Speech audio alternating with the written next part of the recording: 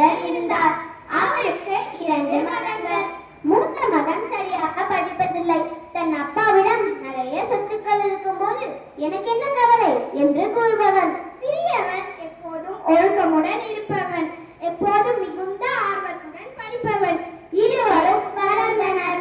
பெரியவன் அப்பாவின் வியாபாரத்தை எடுத்து நடத்தினான். நன்கு வியாபாரம் செய்தான். சிறியவன் மருத்துவ படிப்பு முடித்தான். மேற்படிப்பிற்காக வெளிநாடு சென்றான்.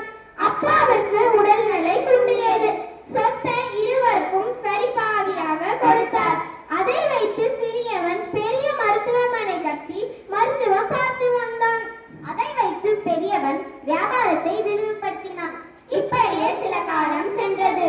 சிறியவன் நன்முறையில் மருத்துவம் பார்த்து பொருளீட்டினான். பெரியவன் தன் வியாபாரத்தில் அனைத்து செல்வங்களையும் இழந்துவிட்டு என்ன செய்வது என்று தெரியாமல் தவித்தான். பின்பு தம்பியிடம் உதவி கேட்டான்.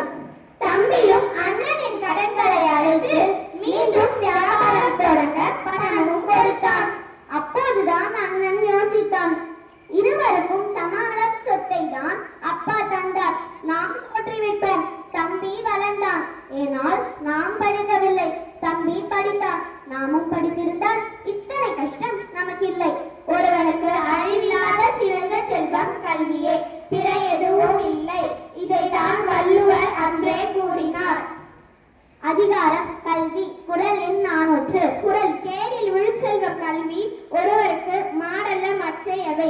பொருள். ஒருவனுக்கு அழிவில்லாத சிறந்த செல்வம் கல்வியே ஆகும். கல்வியை தவிர மற்ற பொருள்கள் செல்வமாகாது. எனவே விருட்சத்தின் விதைகளாகிய நாம் சிறந்த முறையில் கல்வி பயில்வோம். மீண்டும் திருக்குறள். கேடில் விழுச்செல்வம் கல்வி,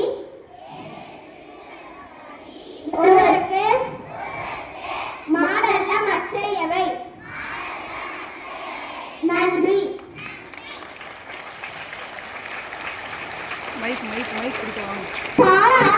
அனைவருக்கும் நன்றி. நம் தமிழுக்கும் தமிழ் மொழியை பாராட்டுற வகையில்